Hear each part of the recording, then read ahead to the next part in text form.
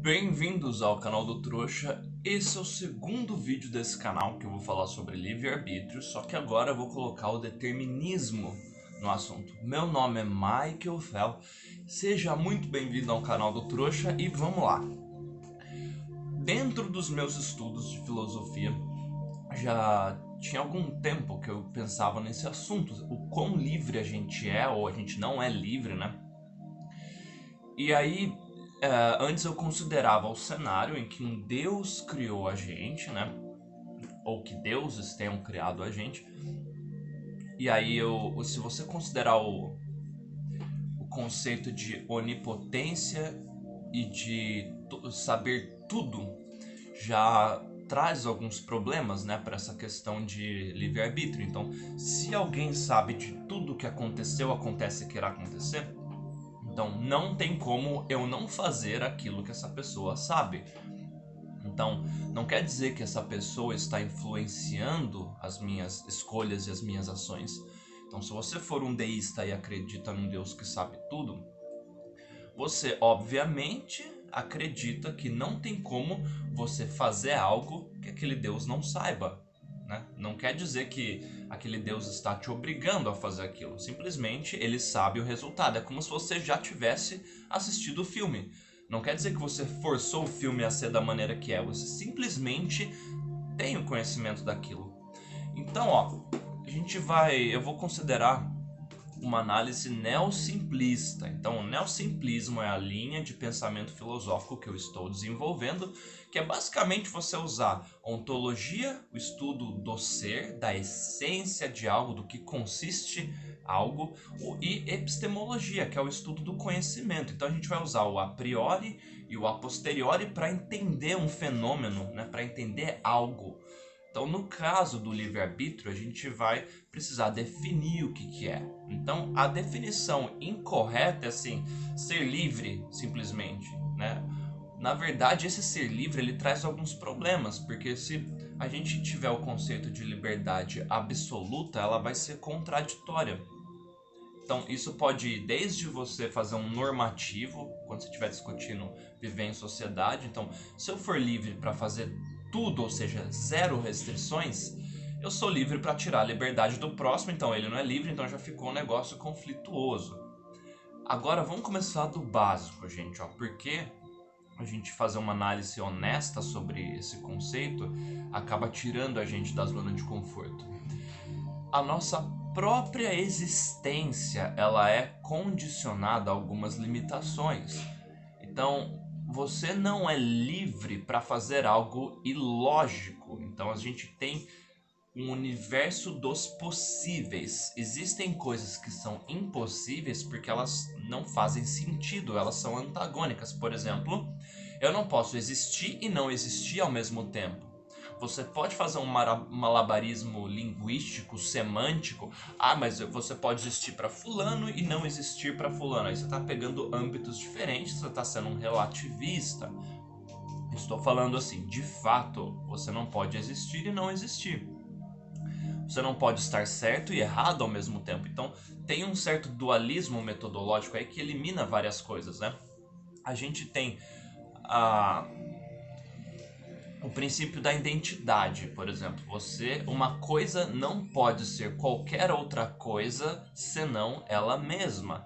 É para eu saber o que é uma coisa e o que é outra coisa. Tem uma diferenciação. Entendeu? Então, assim, eu não posso fazer algo e não fazer ao mesmo tempo. Então, assim, são coisas que são antagônicas. Isso já cria uma certa limitação. Entendeu? Então, você não é livre para fazer tudo, porque livre para fazer tudo seria um conceito contraditório. Fatalmente faria você se contradizer, né? Criaria uma impossibilidade. Então, a nossa própria existência já nos condiciona a certas limitações. Dentro disso, vamos pegar o universo dos possíveis. O que eu sou possível, o que é possível que eu faça, certo? Se a gente considerar que um Deus nos criou e esse Deus sabe de tudo, então a gente já tem outras limitações. Então tem apenas uma linha temporal ali de eventos que irá acontecer porque esse Deus sabe. Né? Então não quer dizer que ele esteja influenciando, novamente, ele apenas sabe o resultado. Se um Deus nos criou e a gente é obrigado a fazer a vontade desse Deus, senão a gente vai ser punido por toda a eternidade, então a gente também já não é livre. A gente só vai ter duas escolhas: obedecer à vontade desse Deus ou desobedecer ele, entendeu? E uma vez que você vai ser punido por toda a eternidade, então é como se eu falasse, ó, eu vou amputar sua perna ou seu braço, você escolhe aí, mas você é livre para escolher. Então isso já condiciona, porque a gente é biologicamente programado para evitar a dor. Então a ideia de sofrer por toda a eternidade já nos direciona a uma escolha. Faz mais sentido, né? Pensando de maneira lógica. Opa, a gente tem a lógica também, que é uma lei no sentido não de uma lei normativa, mas a maneira que algo funciona. A lógica nada mais é que a maneira que nossa razão funciona para buscar a verdade, quando você está tentando buscar a verdade. É uma ferramenta para a gente obter a verdade, obter conhecimento. Então, assim, se um Deus existe e ele conhece tudo, a gente já não é livre para fazer qualquer coisa diferente daquilo que ele conhece, porque ele sabe o resultado. Se a gente vai ser punido por toda a eternidade caso a gente desobedeça esse Deus, então a gente só tem duas escolhas: obedecer ou desobedecer. Então a gente já tem uma limitação, a gente não é livre para fazer uma terceira opção, certo? Vamos supor então que não exista nenhum deus ou deuses, então quer dizer que aí a gente seria livre? Não necessariamente. Se eu considerar que essa realidade, da maneira que ela se apresenta, ela não é uma ilusão, no sentido de não estar acontecendo só na minha cabeça, né? Então, assim, realmente o universo aqui existe dessa maneira, o planeta Terra existe dessa maneira, a espécie aí, os seres humanos existem da maneira que a gente sabe, que a gente está buscando conhecimento, né? Então, a gente vai ter um determinismo biológico aí. E agora eu vou começar a entrar no seguinte aspecto, da sociobiologia. Eu estou lendo o livro do Edward O. Wilson, Sociobiology. Ele é maravilhoso, cara. Esse livro, ele me ajudou a concluir várias reflexões neosimplistas a respeito da natureza humana. Ó, Sociobiology, Edward O. Wilson. É muito interessante, tá? É um livro aí de 300 e poucas páginas, mas ele pega várias espécies de animais, né? Ele usa uma abordagem neodarwinista aí, né? Ele pega o pensamento do Darwin e continua aquele pensamento, e ele consegue te demonstrar que basicamente o ser humano é apenas o animal que interpreta. Tão animal quanto barata, quanto leão, quanto um monte de macaco. A gente não é especial, a diferença é que a gente tem a capacidade de criar conceitos. A gente tem linguagem verbal, né? Linguagem é algo que outros animais têm, sons, gestos, expressões, né? A gente tem uma linguagem verbal e a gente cria conceitos. Mas isso simplesmente é uma característica biológica evolutiva. O fato da gente interpretar fenômenos da maneira que a gente interpreta e criar conceitos cria o egocentrismo metodológico, que é o que o neosimplismo se propõe a combater. Então a gente cria conceitos, a gente acha que esses conceitos condicionam a realidade, eles apenas são uma maneira da gente interpretar aquilo, que pode inclusive estar errada, né? Nossos 5 sentidos, eles nos enganam. Então, essa abordagem da sociobiologia, combinada com o neosimplismo, ajuda a gente a obter conhecimento. Porque o que acontece, ó? Muito das coisas que a gente faz é exatamente o mesmo comportamento comum em várias outras espécies de animais. Então a gente acha que o ser humano ele é o animal social. A gente é programado biologicamente para ser isso. Ele não é o animal social, ele é um animal social. Vai ter um vídeo só sobre isso, sobre viver em sociedade. A gente ama de maneira diferente. Não, amor é um monte de hormônio que só existe pra gente preservar a nossa permanência como espécie. Axioma da existência.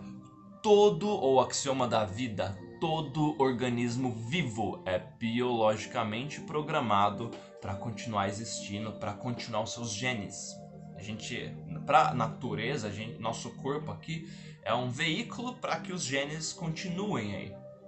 Então, assim, ó, tudo que a gente faz, pensando de maneira praxeológica, ação propositada, uma ação é um meio para atingir um fim.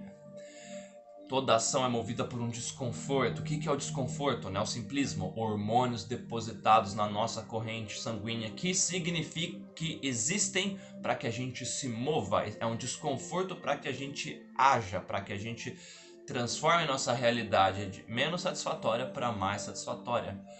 Toda atitude, ação de todo organismo vivo existente vai na mesma direção, possui o mesmo fim. Qual que é esse fim? Preservar e potencializar a própria existência como indivíduo ou espécie. Então, tudo que um ser humano faz tem em comum com que tudo que uma barata, um mosquito, um leão faz. Ai, você está comparando a gente com a barata? A gente é a mesma coisa no sentido de propósito biológico aí. O que a barata quer, que é continuar existindo, é o mesmo que qualquer outro ser vivo, né? A diferença é que a barata não cria conceitos como nós criamos, mas isso não faz a gente ser uma outra coisa completamente diferente. A gente está inserido nessa existência aqui como espécie da mesma maneira que todos os outros seres vivos. Então, ó, você não é livre para não sentir o que você sente. Você não é livre para não sentir fome, para não precisar respirar. Você não escolhe existir. Você escolhe continuar existindo ou não. Então isso já limita também a sua liberdade. O que você é livre para fazer? Continuar existindo ou se churrascar e terminar sua própria existência? Não faça isso. Eu sei que às vezes dá vontade, mas entender as coisas te liberta, cara, nesse sentido aí. Te dá um grau de liberdade dentro das nossas limitações aqui. Então, ó, você sofre muitas vezes porque você acha que você é livre, aí a vida te dá uma porrada na cara e você fala, mas como assim? Existem imposições biológicas que estão além do seu controle. Você não escolhe se apaixonar pela pessoa que você se apaixona. O seu cérebro interpreta que aquela pessoa é a melhor pessoa para você se reproduzir. Você é livre para decidir como você vai reagir àquilo. Você não é livre para nunca mais sentir fome na vida. Você é livre para escolher como você vai lidar com isso. Ao viver em sociedade, né, você não é livre de sentir raiva, inveja de outras pessoas mais bem-sucedidas que você. Você não é livre para não sofrer, porque você observa que existe muito sofrimento. Aí você é biologicamente programado para ser empático. Se você não tiver empatia, se for um psicopata, seus neurônios espelhos ali eles são bugados. Você não é livre para não ser um psicopata. Você só é livre para decidir como você vai agir. Então, livre-arbítrio é uma ilusão, uma besteira, é um egocentrismo metodológico aí.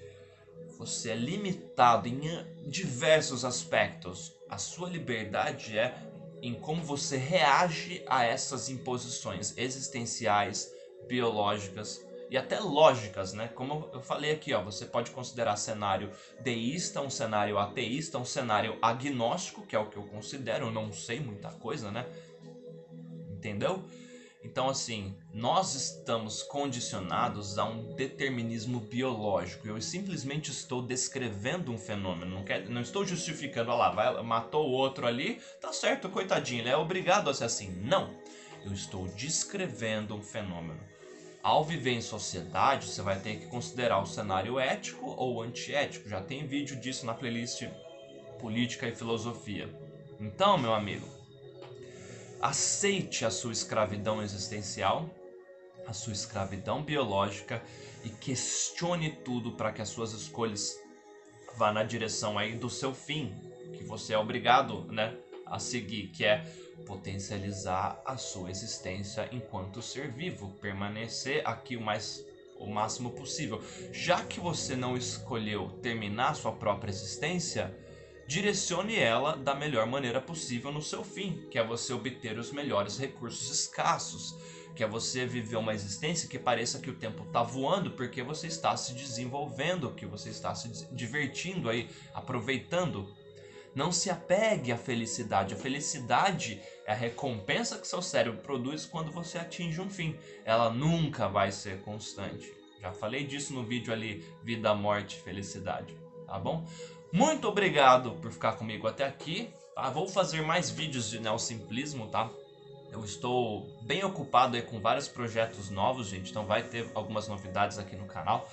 Muito obrigado e links de Apoia-se, Patreon. Gostou desse tema? Tem uma reflexão sobre ele aqui no Manual do Trouxa. Meu livro está à venda pela Uiclap, pela Amazon, lá pelo Kindle. Você tem os links, tá? Inclusive pela Amazon você consegue uma amostra grátis que está aqui na descrição. Até mais. Tchau.